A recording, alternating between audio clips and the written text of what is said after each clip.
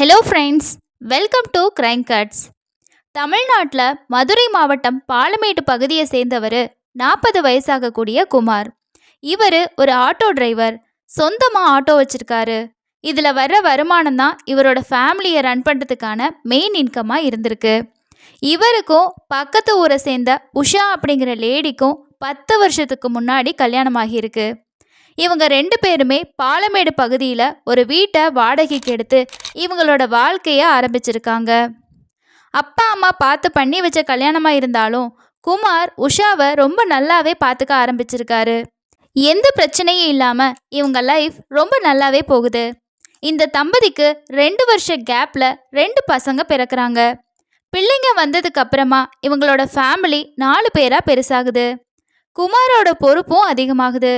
பகல் நைட்டு அப்படின்னு பார்க்காம குடும்பத்துக்காக அதிகமாக உழைக்கவும் ஆரம்பிச்சிருக்காரு குமார். இப்படியே இவங்களோட லைஃப் சில வருஷங்களை கடந்து போகுது. 2 பசங்களும் ஸ்கூல் போக ஆரம்பிச்சிருக்காங்க. அதுக்கப்புறமா உஷா வீட்டில் ஃப்ரீயாக இருக்கனால வேலைக்கு போகலாம் அப்படின்னு முடிவு பண்ணுறாங்க.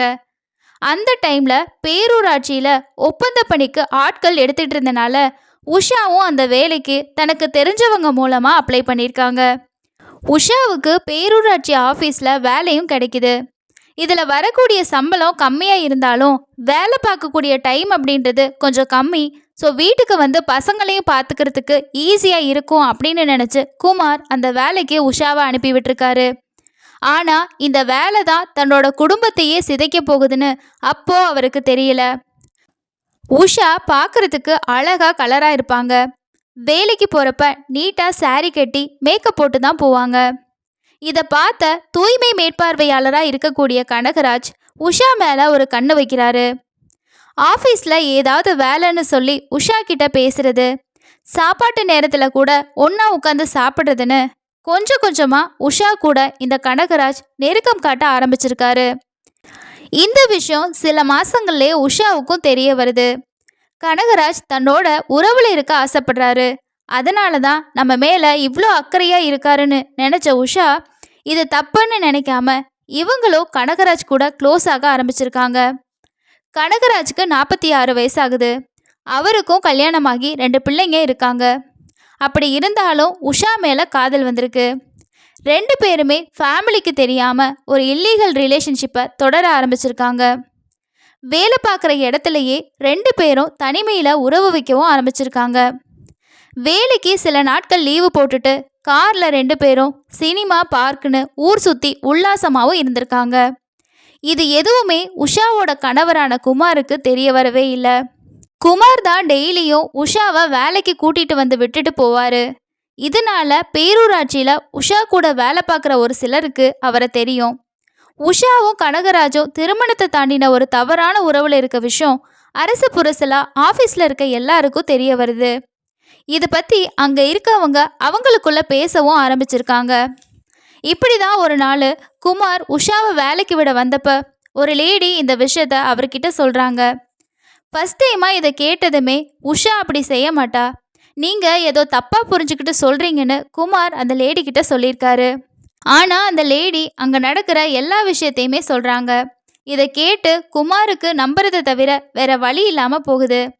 இது உண்மையாக இருக்குமான்னு நினச்சிக்கிட்டே உஷாவை கண்காணிக்கவும் ஆரம்பிச்சிருக்காரு. அப்போ தான் உஷா கனகராஜ் கூட ஃபோனில் பேசுகிறத குமார் கண்டுபிடிச்சிருக்காரு. அடிக்கடி உஷாவோட வாட்ஸ்அப் நம்பருக்கு கனகராஜ் கிட்டேருந்து மெசேஜ் வரவும் ஆரம்பிச்சிருக்கு. உஷா கணவருக்கு தெரியாமல் அதுக்கு ரிப்ளை பண்ணுறதும் வாய்ஸ் மெசேஜ் போடுறதுமா இருந்திருக்காங்க. ஸோ இவங்க 2 பேர்த்துக்கு இடையில கண்டிப்பாக ஏதோ ஒரு இல்லீகல் ரிலேஷன்ஷிப் இருக்குது அப்படின்றது குமார் கன்ஃபார்ம் பண்ணுறாரு. ஆனால் உடனே தன்னோட மனைவி கிட்ட சண்டை போடாமல் யோசிக்கவும் ஆரம்பிச்சிருக்காரு. 2 பிள்ளைங்க இருக்குது. அவங்களோட எதிர்காலத்தை நினச்சி குமார் இதை பற்றி உஷா கிட்ட கேட்குறாரு. ஆரம்பத்தில் அப்படியெல்லாம் ஒன்றுமே இல்லைன்னு சொன்ன உஷா அதுக்கப்புறமா ஆமாம் அப்படின்னு ஒத்துக்கிறாங்க. குமார் சண்டை போடாமல் நிதானமாக உஷாவுக்கு இதெல்லாம் தப்புன்னு சொல்லி புரிய வைக்கிறதுக்கு ட்ரை பண்ணுறாரு. அவர் சொல்கிறப்ப மட்டும் உஷா சரின்னு சொல்லிட்டு திரும்பவும் கனகராஜோட பழகிட்டு தான் இருந்திருக்காங்க. குமார் கனகராஜை பார்த்தும் மனைவியை விட்டுருங்க, உங்களுக்கும் ஃபேமிலி இருக்குதானேன்னு சொல்லி நார்மலாக வார்ன் பண்ணிட்டு வந்திருக்காரு.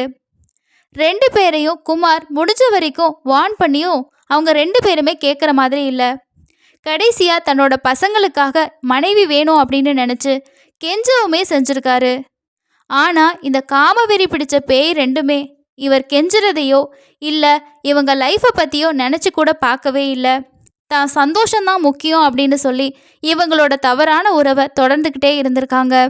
2 பேர்த்தையும் கூப்பிட்டு வச்சு வான் பண்ணியும் பார்த்தாச்சு, கெஞ்சியும் பார்த்தாச்சு, இவங்க கேட்குற மாதிரியே இல்லை. ஸோ இதனால குமார் வேற மாதிரி யோசிக்க ஆரம்பிக்கிறாரு. கனகராஜ் உயிரோடு இருக்கிற வரைக்கும் உஷாவை திருத்த முடியாதுன்னு நினச்சி எப்படியாவது கனகராஜை கொலை பண்ணிடலாம் அப்படின்னு முடிவு பண்ணுறாரு. அதுக்கான பிளானையும் போட்டிருக்காரு. ஆனால் என்ன, குமாரால் கனகராஜை கொலை பண்ணவே முடியலை. அதுக்கான வாய்ப்பு அவருக்கு சரியாகவே அமையலை. இதனால் ஒவ்வொரு நாளும் குமார் மன உளைச்சலில் தவிச்சுக்கிட்டு இருந்திருக்காரு. தன்னோட தப்பை மன்னிச்சு திருந்துறதுக்கு ஒரு வாய்ப்பு கொடுக்குற ஒரு கணவர் கிடைச்சும் உஷா அதை யூஸ் பண்ணிக்கவே இல்லை. கள்ளக்காதல் தான் முக்கியம்னு நினச்சி அந்த கனகராஜோட ஊர் சுற்றிக்கிட்டு இருந்திருக்காங்க.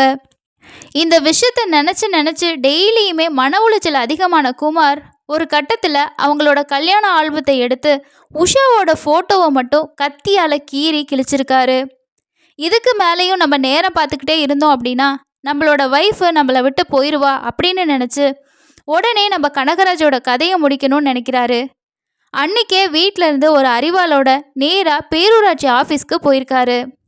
அங்கே வேலை பார்த்துட்டு இருந்த கனகராஜோட கழுத்து, கை கால் பகுதிகள்னு அறிவாளால் சரமாரியாக வெட்டவும் ஆரம்பிச்சிருக்காரு.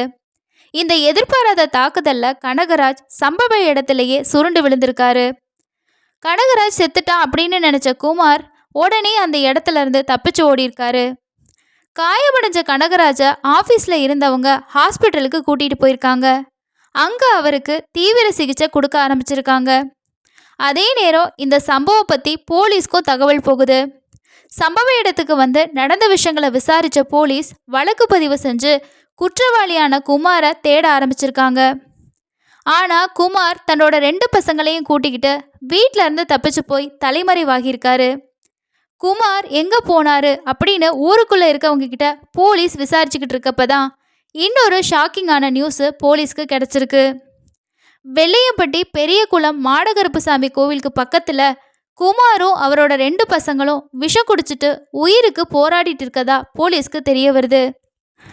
இதை கேட்டதுமே போலீஸ் உடனே அங்கே போகிறாங்க. பொதுமக்களோட உதவியோட 3 பேரையும் ஜிஹெச்க்கு சிகிச்சைக்காக அனுப்பியும் வைக்கிறாங்க. டாக்டர்ஸ் 3 பேருக்குமே தீவிர சிகிச்சை கொடுத்துருக்காங்க. ஆனால் துரதிர்ஷ்டவசமாக 2 பசங்களும் சிகிச்சை பலன் இல்லாமல் இறந்து போயிருக்காங்க. குமார் தொடர்ந்து சிகிச்சையில் இருந்துட்டுருக்காரு. இதுக்கு மூல காரணமான உஷாவை போலீஸ் தேடுறப்ப தான் அவங்க தலைமறைவான விஷயம் தெரிய வருது. அவங்கள தேடுறதுக்கான பணியை போலீஸ் ஆரம்பிச்சிருக்காங்க. ஒரு சைடு கனகராஜ் தீவிர சிகிச்சையிலையும் இன்னொரு பக்கம் குமார் தீவிர சிகிச்சையிலையும் இருக்காங்க. இந்த சம்பவத்துக்கு காரணமான உஷா எதுவுமே தெரியாத மாதிரி தப்பிச்சு தலைமறைவாக இருக்காங்க. இந்த கேஸில் தாயோட அடங்காத காமவெறி எதுவுமே அறியாத 2 பிஞ்சு உயிர்களை காவு வாங்கியிருக்கு. கணவரோட உயிர் இப்போவா அப்போவா அப்படின்னு சொல்லி எதுவுமே சொல்ல முடியாத நிலைமையில் ரொம்பவே கிரிட்டிக்கலாக இருக்குது. நம்ம பார்க்கக்கூடிய நிறைய இந்த போன்ற திருமணத்தை தாண்டின கள்ள உறவுகள் எல்லாமே கடைசியாக இந்த மாதிரி ஒரு க்ரைமில் தான் போயிட்டு முடியுது. குடும்பத்தில் உள்ளவங்க மூலமாக கிடைக்கக்கூடிய அன்பு மட்டும்தான் எப்போவுமே உண்மையாகவும் நிரந்தரமாகவும் இருக்கும் அப்படின்றத புரிஞ்சுக்காத வரைக்கும் இது போன்ற குற்றங்கள் தொடர்ந்து நடந்துக்கிட்டே தான் இருக்கும் அப்படின்றதுக்கு சாட்சியாக இது போன்ற சம்பவங்கள் இருக்குது. இந்த கேஸ் பற்றி நீங்கள் என்ன நினைக்கிறீங்க அப்படின்னு சொல்லிட்டு கீழே இருக்க கமெண்ட் செக்ஷனில் ஷேர் பண்ணுங்கள். இது போன்ற குற்ற சம்பவங்களை விரிவாக தெரிஞ்சுக்கணுன்னா நம்ம சேனலை சப்ஸ்கிரைப் பண்ணிக்கோங்க. அடுத்த இன்னொரு க்ரைமில் சந்திக்கலாம். நன்றி.